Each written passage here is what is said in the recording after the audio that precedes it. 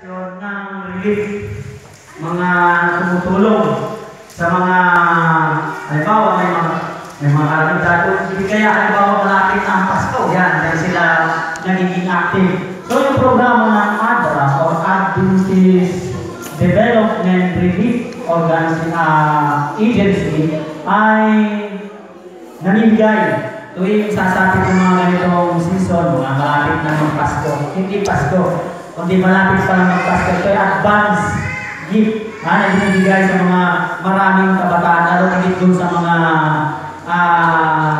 yung hindi masyadong ang buhay ay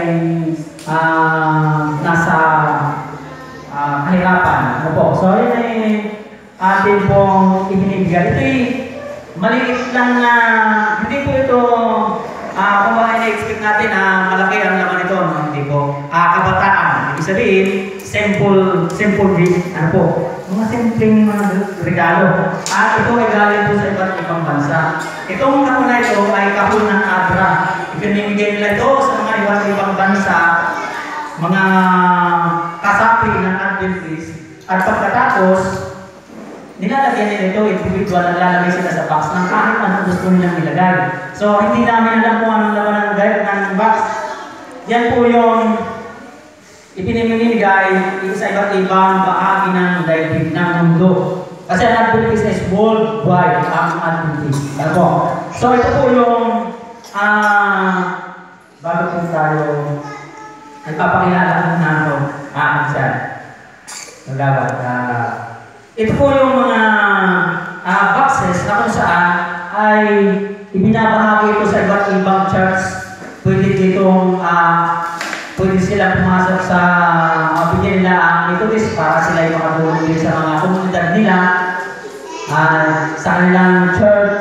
Yan. Sila po ay nagbabahagi ng mga ganitong hindi lang po regalo.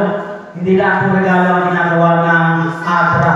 Iba't iba pang klase ng pagtulong. Halimbawa, ay financial. Kaya lang ito yung hindi ito yung individual.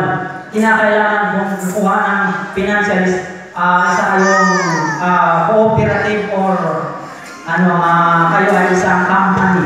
Yun, ganon. Lalapit sa ADRA. So yun po, nabibigay sila ng mga ganitong klase ng tulong. So, ang ADRA o Adventist Development Relief Agency ay nagkaloob ng 50 bucks dito sa lugar na ito. At ito ipamamahagi sa non-Adventist na mga individual. So, ang tatanggap po ito ay mga kabataan na ang edad po ay 2 to 4 at 2 years old hanggang 14 years old. 2 up to 14 years old ang matatanggap po nito.